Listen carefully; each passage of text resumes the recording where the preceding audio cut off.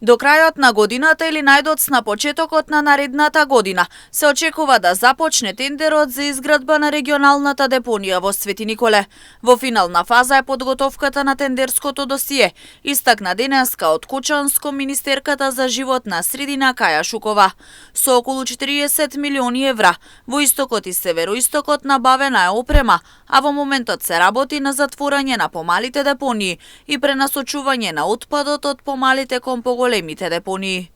Па во финална фаза, морам да кажам, се подготвува во финална фаза на подготовка е тендерското досие. Очекуваме до крајот на годината или најдосна во јануари да биде распишан тендерот за изградба на централната депонија во Свети Николе и претоварните станици.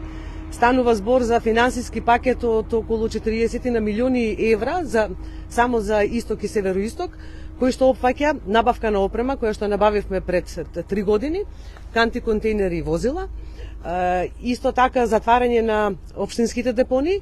Првиот лот, односно првиот тендер е во фаза на имплементација, дел од депониите почна да се затварат, па се пренасочува отпадот од помалите депонии во моментот кон поголемите, се до нивно финално затварање и финалното е, како што споменав, изградбата на централната станица во Свети Николе и претоварните станици од кои што ќе се носи отпадот во Свети Николе. Ова е прв посериозен проект за управување со отпад во државата.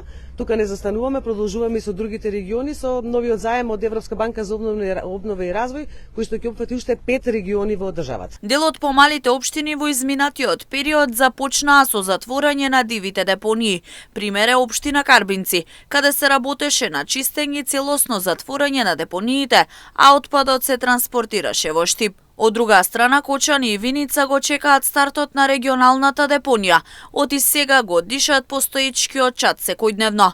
Децидни се дека со новата депонија ќе се стави крај на проблемите кои ги имаат пример граѓаните во Кочани.